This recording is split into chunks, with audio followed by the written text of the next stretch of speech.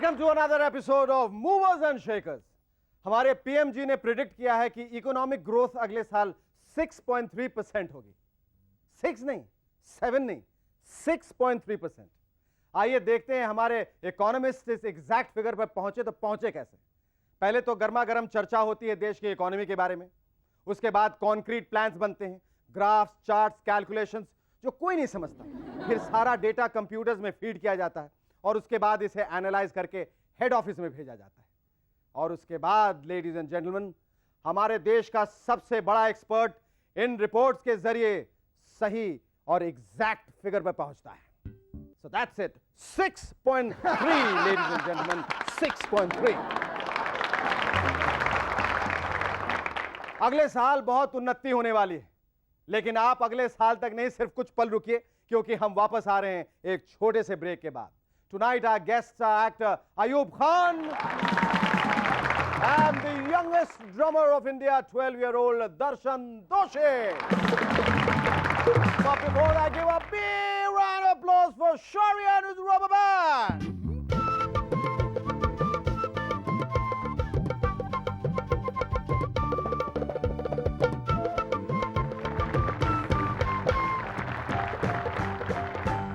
Welcome back to MNS once again.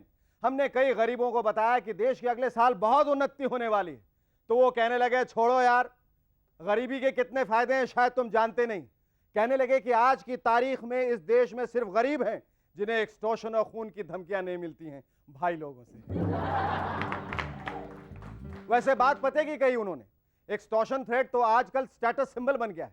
जिन्हें गुंडों से धमकी नहीं मिलती, बेचारों का नाम हाई सोसाइटी में बहुत खराब हो जाता है। तुम्हें थ्रेट नहीं आई? 10 बार आ चुकी है। लोग बात करने लगते हैं, भाई देखो कंगाल है यार, धमकी नहीं आई। हमने सुना है कि एक इंडस्ट्रियलिस्ट ने तंग आके खुद नागपाड़ा फोन किया और कहने लगा, भाई आपने मुझे धमकी नहीं देकर मुझे बदनाम कर दिया है। अगर आज शाम 5 बजे तक मुझे धमकी नहीं दी तो मुझे किसी और गैंग के पास जाना पड़ेगा। हाल ही में अखबार में एक तस्वीर छपी थी कांग्रेस के नेता छगन भुजबल जी की ब्लड डोनेट करते हुए। मैंने सोचा बहुत भले आदमी, कर्जा चुका रहे। पब्लिक से उनकी बिरादरी ने जो खून चूसा था, बेचारे पब्लिक को किसी तरह से वापस किया। बहुत भले आदमी। हमने ये भी सुना है कि हॉस्पिटल्स में काफी सारे ब्लड रिसीव करने वाले मरीज खास नेताओं के खून के लिए रिक्वेस्ट करते बल्कि तरसते हैं। ऐसी क्या खास बात है उनके खून में? ये मैंने कल्लू राम से पूछा, हंसकर उसने मेरा कंफ्यूजन दूर कर दिया। शेखर बाबू, कुछ दिन पहले जब हमको भी खून की जरूरत पड़ी तो हमने भी नेताजी का ही खून डलवाया। इसी बहाने कुर्सी के कुछ फायदे हम तक भी पहुंचेंगे। आखिर अब हमारे और नेताजी के बीच खून का रिश्ता जो है। वैसे हमारे कुछ नेता इतने गए गुजरे नहीं। बढ़ती हुई क्राइम रेट को नजर में रखते हुए हमारे चीफ मिनिस्टर मनोहर जोशी जी ने बिजनेस कम्युनिटी को रीअश्योर किया है कि हम हैं यहां तुम्हारे लिए। दुख सिर्फ इस बात का है कि जब सीएम यहां होते हैं तो गैंगस्टर्स वहां होते हैं, जब पुलिस वहां पहुंचती है तो गैंगस्टर्स यहां पहुंच जाते हैं। बेचारों को एक दूसरे से मिलने का मौका ही नहीं मिलता। पर ये दोनों तो हर मुशायरे में मिलते हैं, कमबख्त। सलाम अलैकुम, सलाम अलैकुम। शायर वही, शेर भी वही, और लगता है आज वो टपोरी भी नहीं। तो चलिए जल्दी जल्दी शुरू करते हैं। अर्ज किया है, मैं तेरी मस्त निगाहों का सहारा लेकर, लो आ गए फिर से थकेले शेरों का पिटारा लेकर। तो सुनिए, नहाना है तो नदी में आओ, किनारों में क्या रखा है। नहाना है तो नदी में आओ, किनारों में क्या रखा है। मारना है तो प्याज मारो, टमाटरों में क्या रखा है। हाँ, न जाने अश्क से आंखों में क्यों है आए हुए। टेल मी, न जाने अश्क से क्यों है आंखों में आए हुए। कुछ नहीं, आप हैं कंजंक्टिवाइटिस से सताए हुए। अरे यार, कोई डिग्निफाइड की बीमारी ही दे देते।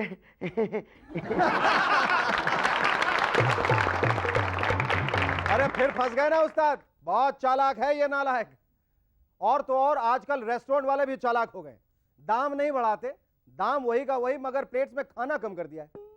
मलाई कोफ्ता ऑर्डर करो तो कोफ्ता बाइनोकुलर से ढूंढना पड़ता है। ये कोफ्ता, सूप इतना कम, मैंने वेटर से कहा भाई प्याले में क्यों लाए हो, सीधा चम्मच में लाना था। लेकिन पानी दिल खोल कर देते, दिल खोल कर। पानी देखकर तो सोच लिया है कि आइंदा स्विमिंग कॉस्ट्यूम पहनकर जाऊंगा रेस्टोरेंट में। और जहां कोफ्ते छोटे हो गए, प्याज तो इनविजिबल हो गए। गुरु दत्त जी अगर आज हमारे बीच होते तो अपनी फिल्म का नाम जरूर प्यासा की जगह प्याजा रखते।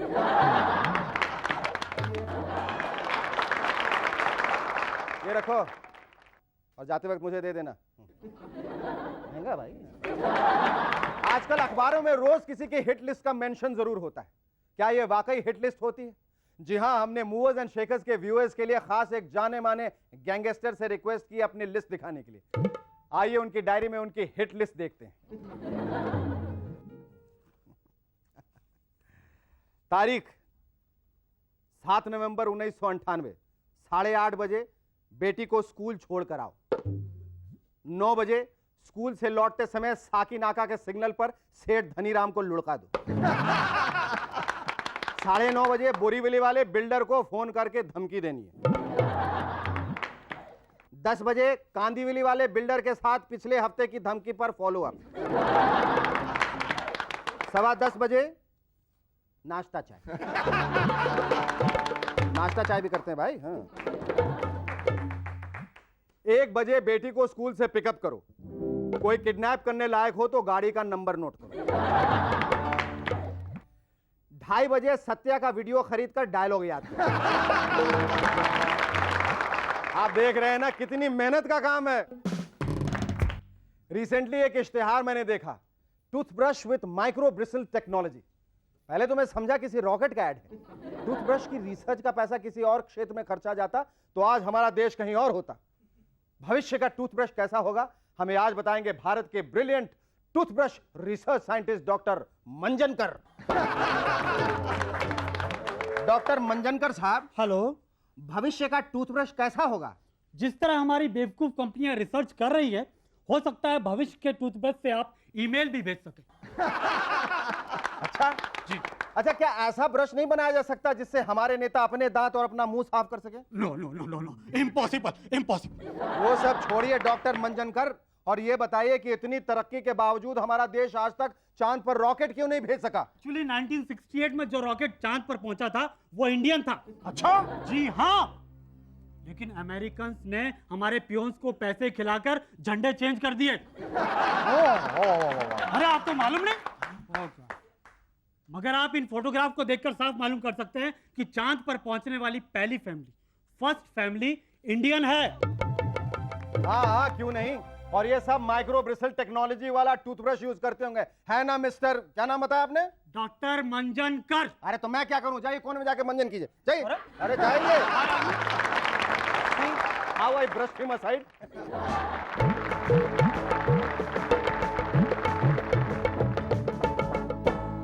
Welcome back to MNS once again. आजकल के क्विज प्रोग्राम्स हमने रियलाइज किया आर टोटली यूजलेस। क्विज होना चाहिए जो हमारे बच्चों को आज की दुनिया से परिचित कराए। आउटर मंगोलिया का प्रेसिडेंट कौन है? Who cares? लुम्बागा का कैपिटल क्या है? Who knows? ये देखिए एक सैंपल। हेलो, सड़क छाप में मैं ब्रजेश आप सबको हेलो बोल रहा हूँ। और आज हम देखेंगे कि अपने देश वाले अपने देश के बारे में ज्यादा जानते हैं या फॉरेन के बारे में ट्रैफिक से कोई बचा हो। इंग्लैंड की राजधानी क्या है? लंदन। ओके। महाराष्ट्र की राजधानी क्या है? बॉम्बे। Are you sure? या Don't change your mind. हम चाहिए हमें। Okay. गुजरात की राजधानी क्या है? सूरत। Okay. What is the capital of Gujarat? Gujarat is Baroda. Failure. What is the capital of London? Britain. London capital of London. Okay. What is the capital of Britain? Same thing London. मुझे ये बताइए गुजरात की राजधानी क्या है? Gandhinagar. Gujarat. I don't know. Rajkot. I suppose, I'm not too sure. मुझे ये बताइए इंग्लैंड की राजधानी क्या है? क्या बोल? राजबरी राइनोसरस। मुंबई की राजधानी क्या है? मुंबई की राजधानी मुंबई। मुंबई की राजधानी मुंबई है। मुंबई की राजधानी होती है। अच्छा मुझे ये बताइए गुजरात की राजधानी क्या है? गांधीधाम। बड़ौदा। मजाक करते हैं यार। अरे ये जनरल नॉलेज नहीं, ये तो कैपिटल पनिशमेंट है। Our first guest in Movers and Shakers tonight is a itsy bitsy teeny weeny boy who is supposedly the youngest drummer in India. He's just 12 years old and he's been playing drums since he was just 2, an age when you and I were just wetting our diapers. He has now found himself an enviable place in the Limca Book of Records. Ladies and gentlemen, please welcome DDDD, the drumming dude, Darshan Doshi!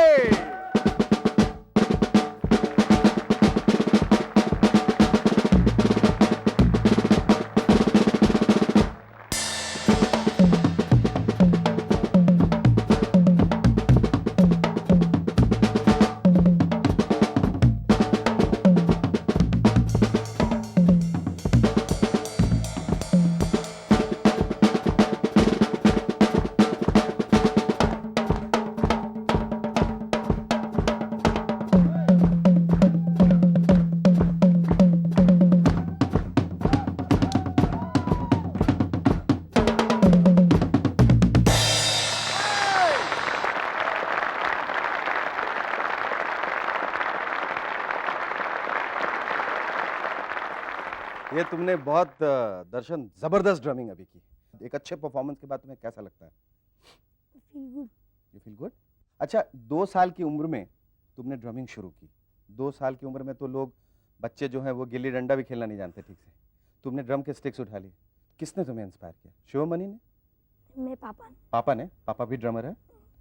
तो तुमने कैसे कैसे शुरुआत की? तुम्हें कुछ याद है? 2 साल की बातें याद तो नहीं रहती, लेकिन तुम्हें कुछ याद है कैसे तुमने शुरुआत की? कुछ भी मारते थे ऐसे ऐसे करके पहले? हाँ?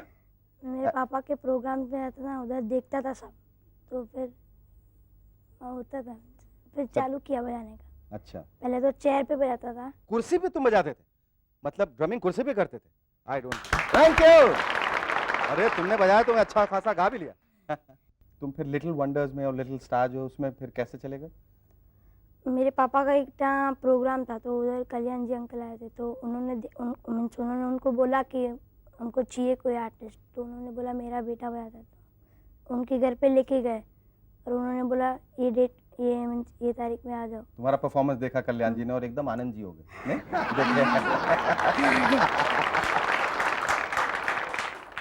और क्या क्या करते? क्रिकेट। क्रिकेट? तो बड़े होके फिर क्या बनना है? ड्रमर बनना है, क्रिकेटर बनना है, पढ़ाई की ओर जाना है, सरकारी नौकर बनना है, पायलट बनना है, डिस्को डांसर बनना है, क्या बनना है? ड्रमर। ड्रमर। तुम्हें लगता है कि तुमको ड्रमर ही बनना चाहिए? और पढ़ाई कब तक करोगे फिर? बीकॉम। बीकॉम? ये बीकॉम क्यों? डिग्री चाहिए। Very nice talking to you, Darshan. It was a great pleasure talking to you, and we all sincerely hope that you go on to become the biggest drummer of India. Ladies and gentlemen, please welcome our second guest in MNS, the Mashook hero, Ayub Khan.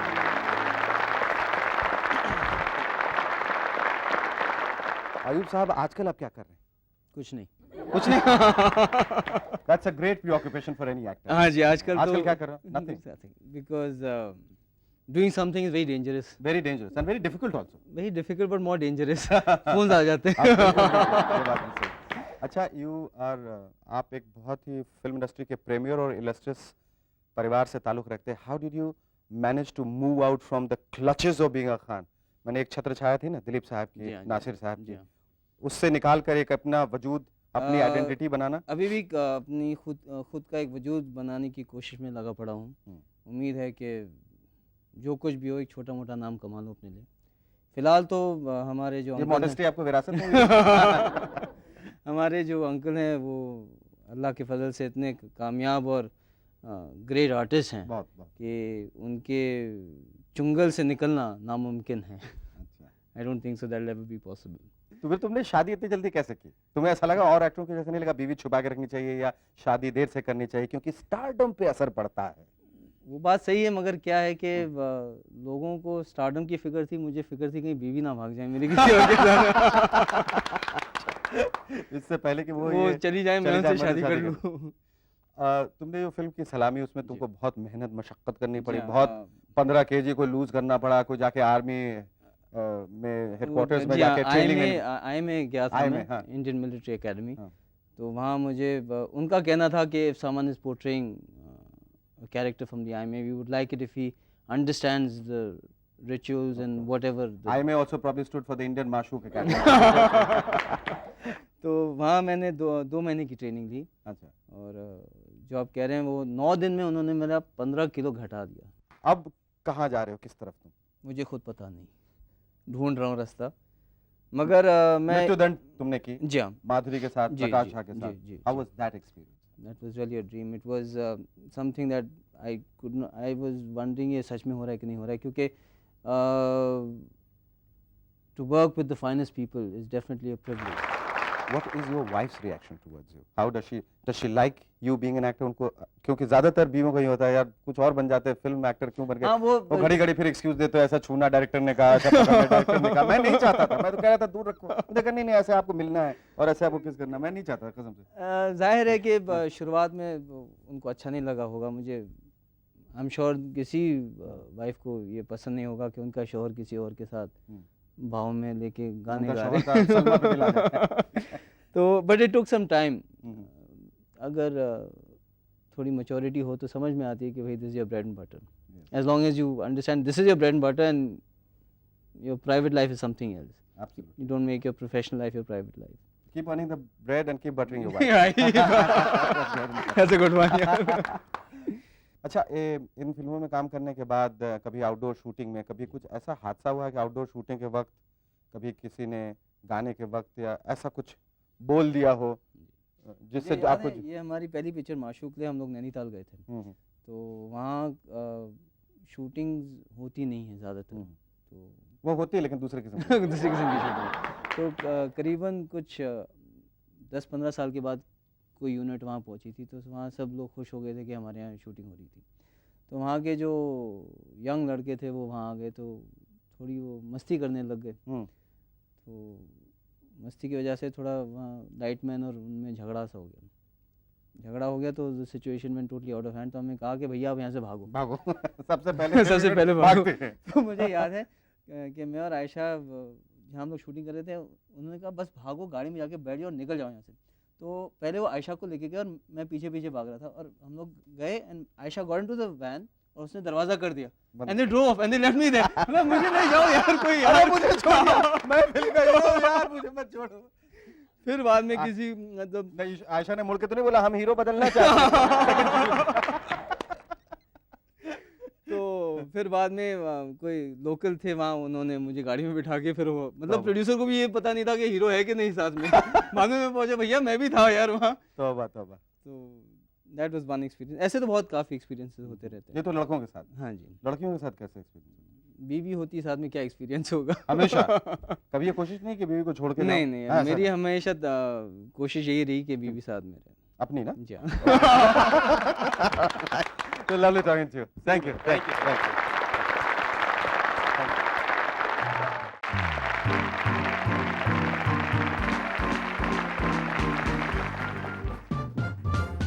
Hi and welcome to Movers and Shakers once again. दोस्तों, पाकिस्तान भारत को आजकल 2000 megawatt बिजली supply कर रहा है, तभी power cut ज्यादा होती है।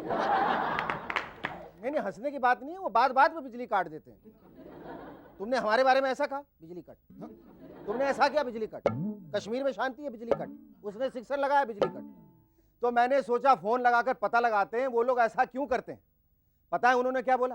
क्यों नहीं काटेंगे जी, तुम हमारे पीएम नवाज साहब की हंसी उड़ाते हो। वो ठीक है कि वो अटल जी की तरह कविताएं नहीं कर पाते, फिर भी आखिर हैं तो पीएम ही। मैंने कहा जी आइंदा ऐसा नहीं होगा, आप बिजली मत बंद कीजिएगा। तो वो बोले करेंगे, बिल्कुल करेंगे। अगर तुम्हारे श्रीनाथ ने हमारे आमिर सोहेल का विकेट चटकाया तो सहायता बंद। अगर सचिन तेंदुलकर ने हमारे आकिब के बॉल पर सिक्सर लगाया तो बिजली कट। मैंने कहा ओके ओके मंजूर है, लेकिन अगर बेनजीर और इमरान की हंसी उड़ाए तो? वो बोले वाह वाह, तब तो तुम्हें सप्लाई डबल मिलेगी।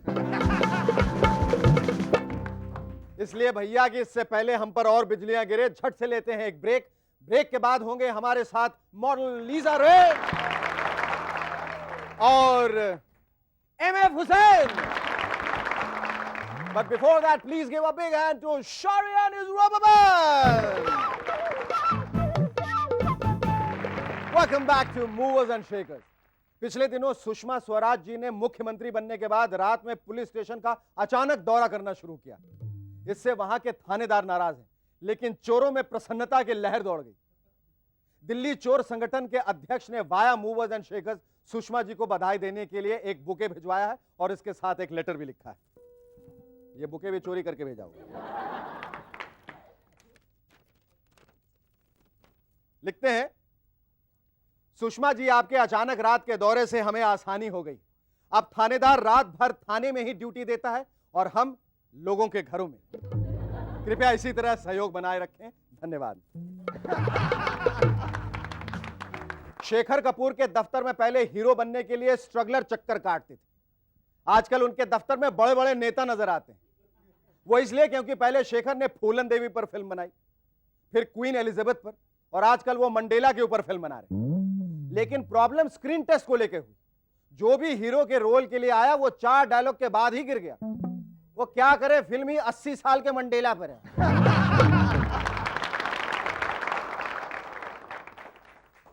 शायद फिल्म का नाम होगा रंगीला राजा। वैसे बेनजीर भुट्टो ने भी अपने ऊपर फिल्म बनाने की इच्छा जाहिर की, लेकिन उनकी भी भाग्यश्री की तरह शर्त है कि उनके साथ उनके हीरो आसिफ जरदारी ही होंगे, जिनकी आधी से ज्यादा डेट्स तो जेल अथॉरिटी के पास रही। और अटल जी पर बनने वाली फिल्म में तो कोई और प्रॉब्लम नहीं सिवाय ड्यूरेशन की, क्योंकि स्लो डायलॉग डिलीवरी के कारण 3 घंटे की फिल्म 6 घंटे की हो गई है। अभी तक वायग्रा गोली का असर अमेरिका वाले झेल रहे थे और हम हंस रहे थे, लेकिन अब इस गोली का कहर इंडिया में भी दिखाई दे रहा है। पिछले दिनों इंडिया में वायग्रा डेथ का पता चला। कमाल है, ये पोस्टमार्टम भी बड़ी अजीब चीज है कसम से। यानी कि आदमी अपना मिशन फेल होने पर चुपचाप मर भी नहीं सकता। अब बच्चे भी किस तरह बातें करेंगे, सुनिए।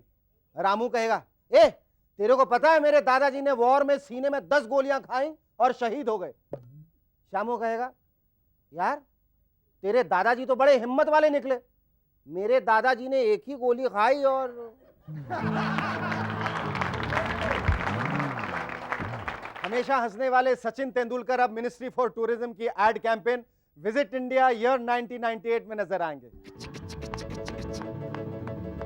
उनका स्लोगन होगा visit India and go get lost in Lonavala. और जडेजा की एक एड का स्लोगन सुलभ शौचालय वालों को भा गया है, और हो सकता है कि कल के दिन जडेजा सुलभ शौचालय के आगे खड़े होकर कह रहे हो जरूरत सभी की। पर क्या हमें एड्स की जरूरत है? Look at this ad and tell me. जहां मंजिलें वहां फासले, जहां फासले हैं वहां इंसान है,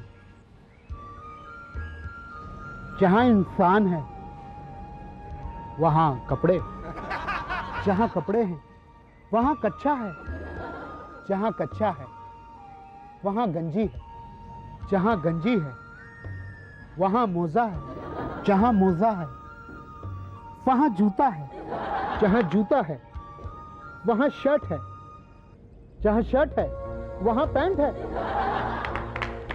क्योंकि ये तो एक कपड़ों की दुकान है। आपको क्या लगा मैं पेन बेच रहा हूं?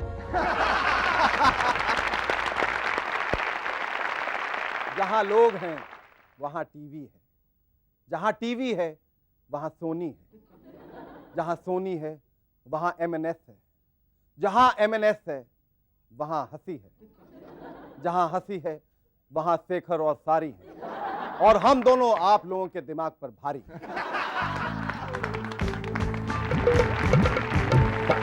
Welcome back to MNS once again. हमारे शो का असर दूर अमेरिका में भी रंग लाता है। After all Sony is now available in Washington. आपको विश्वास नहीं होता तो ये देखिए। लालू जी ने मूवर्स एंड शेकर्स में क्लिंटन जी को प्यार भरा लेटर क्या लिखा? बिल भी चारा के दीवाने हो गए, यानी चारा खाने चित हो गए। अखबारों में मूवर्स एंड शेकर्स के बारे में लिखा गया है कि इस शो की सफलता का सारा क्रेडिट जाता है शेखर सुमन को और इसके राइटर्स को।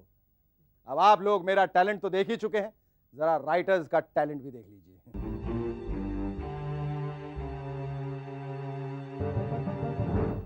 अरे राइटर्स, जब तक तेरे पेन चलेंगे तेरे और तेरे यार की सांस चलेगी। लिख और लिख, लिख लिख लिख लिख लिख लिख लिख।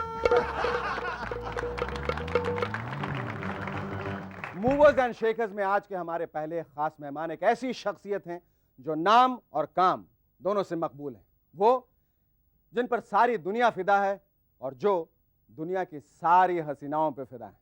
Ladies and gentleman, please welcome the one and only मकबूल फिदा हुसैन।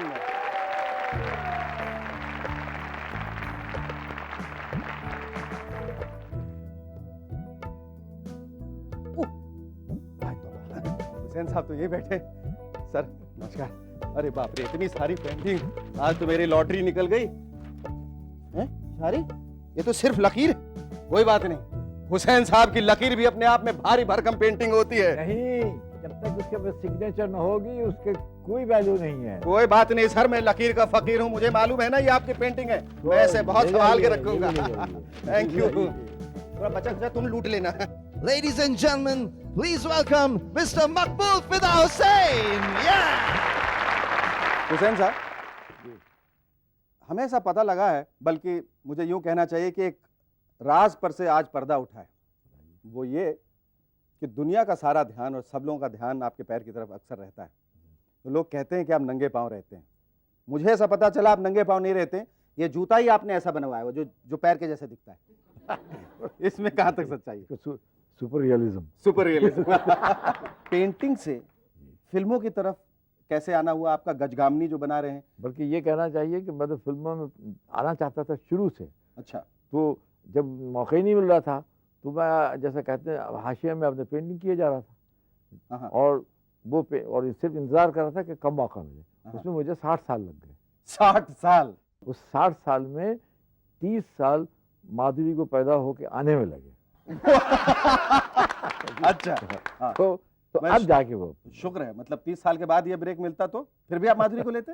मैं तो ये कह रहा था, उनसे कहा भी कि अगर वो, क्योंकि वो एक जो उनका बॉडी लैंग्वेज है जो जिसको मैं अपने सारी पेंटिंग में तमाम ढूंढता चला रहा था, वो अगर मैं 30 साल का होता और वो 80 साल की होती तब भी फिल्म है। अरे वाह, क्या बात, क्या बात। बचपन की आपकी यादें जो हैं, कुछ जो तस्वुरात हैं, वो कैसे हैं?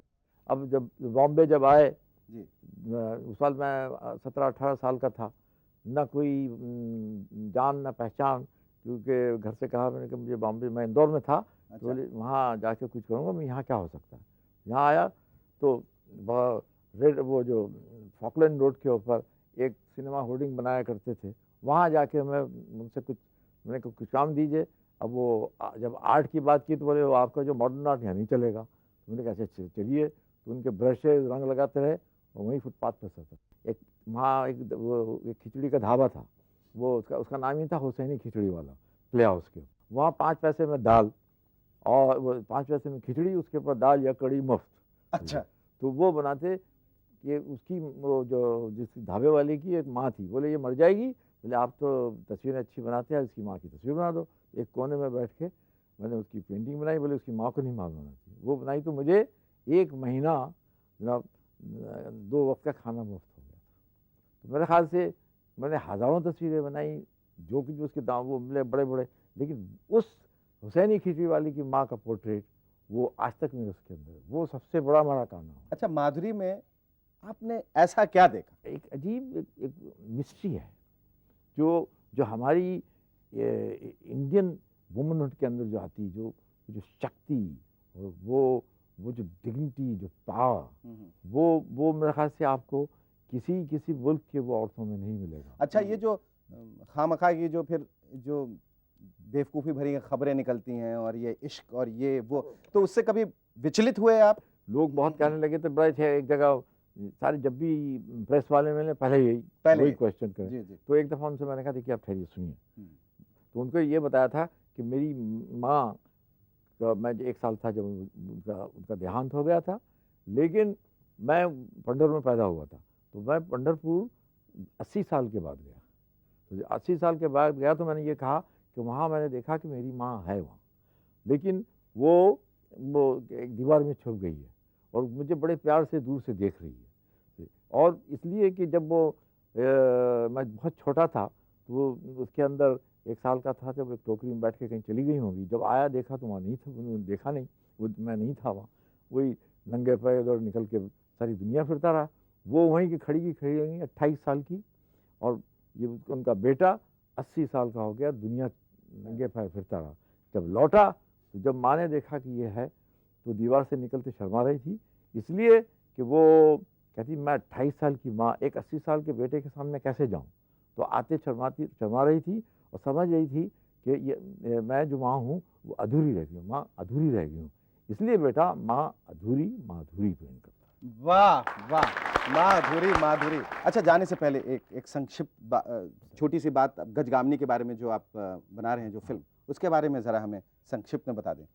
अंदर एक गजगामिनी इज ए मेटाफर, एक औरत का, असल में वो मेरी माँ है, क्योंकि मैंने वही पंढरपुर की साड़ी पहनी हुई है और सर पे गठरी है, गोद में बच्चा है, वो बच्चा मैं हूँ, क्योंकि और एक पैर में घुंघरू है, वो देवदासी का इमेज है कि वो टाइम एंड स्पेस में चली जा रही है, पीछे मुड़ के कभी देखती नहीं।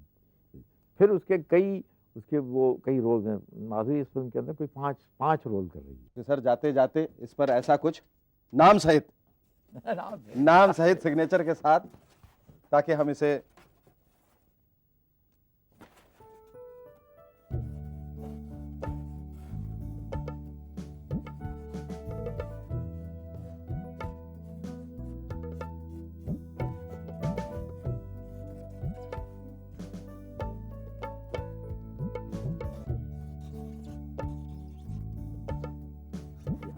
Great, give a big hand, ladies and gentlemen. Gajgamini.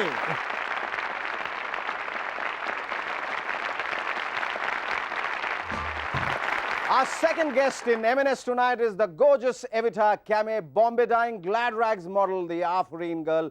Ladies and gentlemen, please welcome supermodel Lisa Ray. लेकिन वो कुर्सी क्यों काली है, पीटर? वो क्या है Mona darling, I mean Mona Lisa darling, Husain साहब इस हुस्न की गर्मी बर्दाश्त नहीं कर सके, इसीलिए चले गए। वैसे भी हम लोग नहीं चाहते थे that he should lift his, नहीं, shift his loyalty from Madhuri to Lisa. Lisa, do you agree that you are the hottest model in India? Well, does everyone else agree? Yeah, they do. See, कितनी हिंदी तुमने सीखी है यहाँ पर, जान बचा लेती हो? नहीं, मैं सिर्फ गालियों को आती है। गालियाँ आती हैं, मोटी मोटी, बड़ी बड़ी गालियाँ। बड़े बड़े। और यूज करती हो तुम उनको? अभी मैं यूज कर सकती हूँ? नहीं, अभी नहीं, आगे ये शो खतरे में है, ये पूरा बंद हो जाएगा। Somebody is telling me that you are disaster prone, है ना? I just don't understand why, but most of probably my best shoots, if you have seen behind the scenes, have been complete disasters from beginning to end. Like for instance, Afreen, we missed our flight. No, sorry, we didn't miss our flight. We got the flight. I almost missed the flight. But I got on the flight only to find out that we couldn't land in Jodhpur because of a dust storm. We were sent back to Jaipur and told that we would have to travel by road from Jaipur to Jaisalmer, which meant that one day was cut out of our schedule. The director was very unhappy when we landed up, and he said, oh my God, where were you? And we were looking for you, like all over Rajasthan. You know? I think that's what gave him the idea of Afreen, you know, searching in the desert, you know, where is Lisa? She's over that sand dune. Lisa, जो तुमने Hindi film के लिए जो visa लगवाया था, उसका क्या हुआ? कैंसिल हो गया। एकदम कैंसिल। क्यों?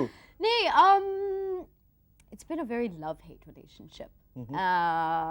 I've always approached it with a certain amount of wariness, with a certain amount of, I mean, it is a bit of a, it's a world unto itself, I'd say. And it's a world that I'm not familiar with and not completely comfortable with. So I've decided to check out. Without venturing into it? I've had offers. I've tentatively just put one toe into the water and checked the temperature and found it was too hot. Too hot?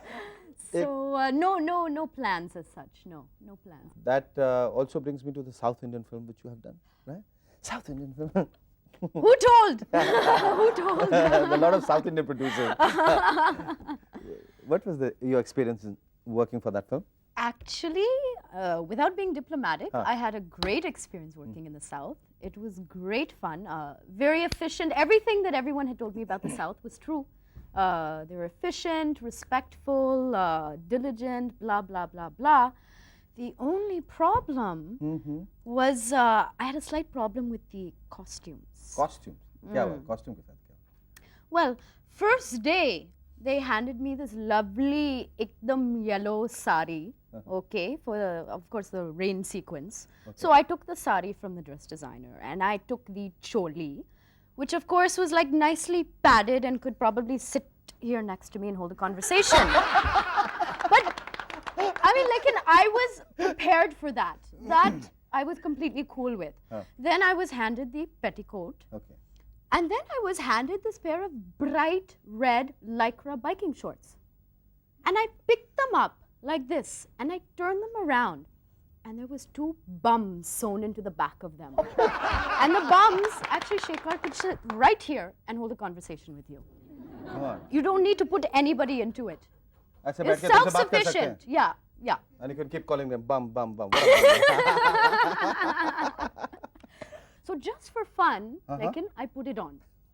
I put on the, took on the lycra shorts, put on the petticoat over that, put my sari on, very elegant. I was looking quite very nice.